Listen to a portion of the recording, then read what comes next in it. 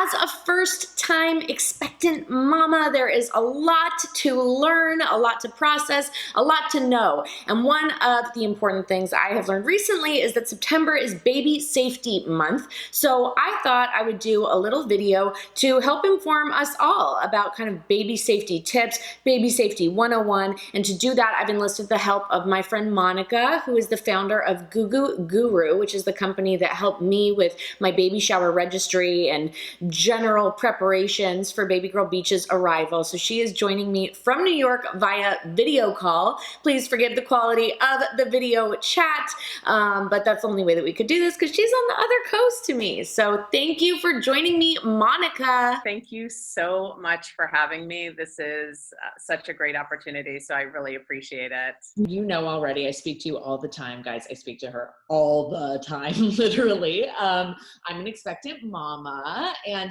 on my channel, I've noticed that there are a lot of other expectant moms and new moms, first-time moms who are kind of joining me on this crazy journey that I'm on. And I know they're going to appreciate the content that we are going to be talking about today, which is baby safety, because September is Baby Safety Month, which I did not know until you informed me. I mean, it's Baby Safety Month, so it kind of covers all aspects of safety for sure. Yeah. I think, you know, when it comes to new and expectant parents, especially, there's a lot of anxiety. Am I ever going to sleep again when I have a baby? One thing that's really, really important to talk about when it comes to safety is setting up a safe sleep environment.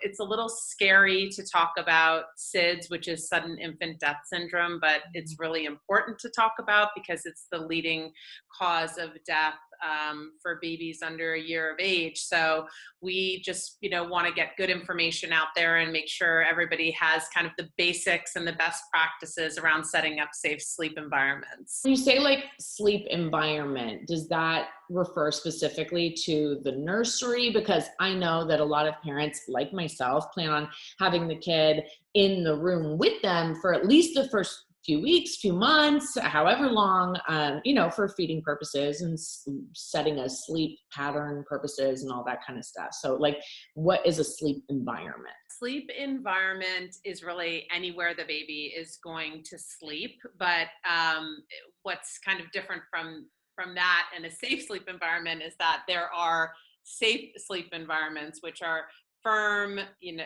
firm kind of surfaces and, you know, this could be a crib, it could be a play yard, it could be anywhere that's really made for sleep. Obviously not mom and dad's bed, but anywhere that baby sleeps, even grandma's house, that is a sleep environment. So that's the space, the environment. But as far as the actual setup of the sleep setup, if that's what you want to call it, so whether it be based in a crib, whatever, like what does that setup look like? Because I know I reached out to you to ask specifically when putting together my registry, like, what do I ask for? Because I see so many different products and photos online and in baby stores and things like that. And then I was doing my own research and read that it's basically only safe to have a baby and, you know, a well-fitted crib sheet in the crib. Yes, you should only have the tight fitted sheet. That's it.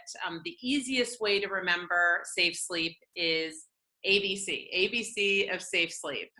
A stands for alone. Baby should be alone, meaning baby should be the only human in that sleep environment, but also no stuffed animals, loveys, and blankets and stuff like that. Just baby alone. On their back, actually not even on their side, not on their tummies. The safest position is to lay baby on their back. On his or her back, and then in a crib, again, or a safe sleeping environment, whether that's a travel crib, a bassinet, whatever. It just has to be sleep approved, firm surface for baby. Can't be too soft of a mattress because, you know, baby can, again, that poses a suffocation risk. One of the products that you mentioned, I know when I was baby shopping with my mom, she immediately went to the bumpers and was like, oh, these ones are really cute.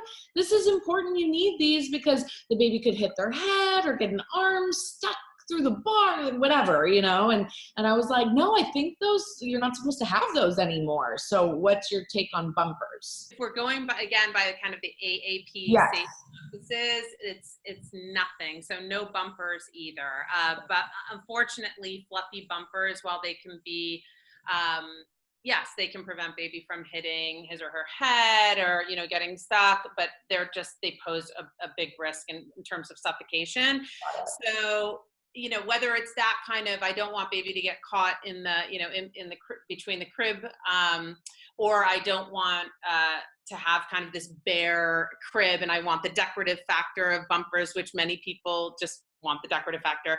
There are other kind of safer options out there. I always recommend that that parents look into Breathablebaby. It's a company that makes crib liners. They're not called bumpers, they're called liners, and they kind of function in that same way that bumpers do, and you get that decorative factor, but they're totally breathable, so you don't have that that liner just doesn't present that same suffocation risk that something like a bumper would. You have the cutest crib ever, thanks to you.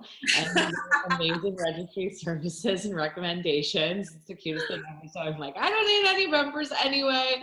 But you do see a lot of like photos of people on Instagram and stuff like that, and the baby's in the crib and it's got the bumpers, or she's got a stuffed animal, or he's got his little blanket. And you go, oh, that's so cute. So like, don't believe everything you see on Instagram, basically, right? Yeah, I mean, it's a few things. I mean, one is, I joke around about, kind of doing it for the gram. A lot of these bloggers, or, even some of the brands that make these like adorable lovey blankets, they're doing these kind of stylized shoots, and they're not really stopping to think, oh, wait, this is not totally a safe sleep environment that we're portraying here.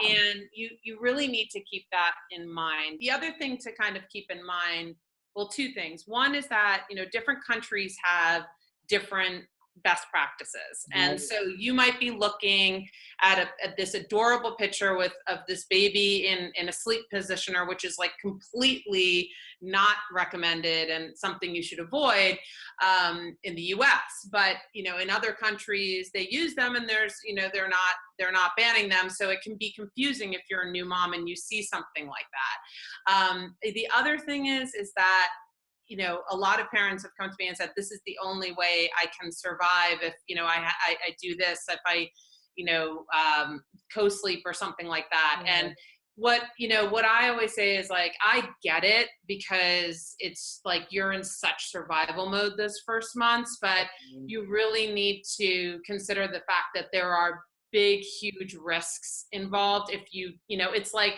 yes, nobody's like looking over your shoulder to make sure that you're putting your baby like facing the back when, in the car seat, but you should. And that's the same kind of thing with these safe sleep best practices. You should follow them because they're there for a reason. Well, thank you so much for all of those safety tips. I know that they've been so beneficial for me, because I have no idea what I'm doing. And I know that everybody out there who's watching this video is going to appreciate these tips as well. Are there any brand shout outs or company shout outs that you want to give to people who are doing things for baby safety this month? I'd really like to give a shout out to an organization called First Candle. They're a non-for-profit, and they were formed, the organization was actually formed with the mission to get every baby to their first birthday, hence the name First Candle. They have a ton of great resources on their website.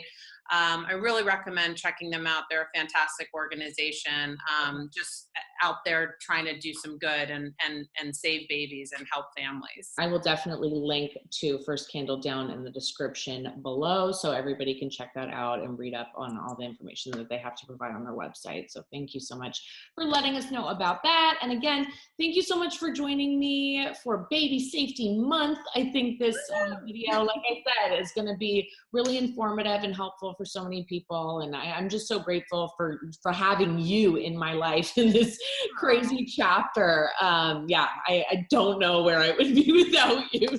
You're going to be an amazing mom. I'm so happy for you guys. And and Due date's coming soon. I know. It's just around the corner. Well, thank you so much, and I'm sure I will be talking to you very soon. Have a great day. Bye. Well, that was super informative. I definitely learned a lot from Monica. I hope you guys enjoyed this and learned something. Hopefully it put some of your anxieties at ease. Great way to kick off Baby Safety Month. If you like the video, give it a thumbs up and be sure to subscribe to my channel for all sorts of other pregnancy content and very soon first-time mom content because baby girl is gonna be here any day now. Ah! All right, guys, I will see you in the next one.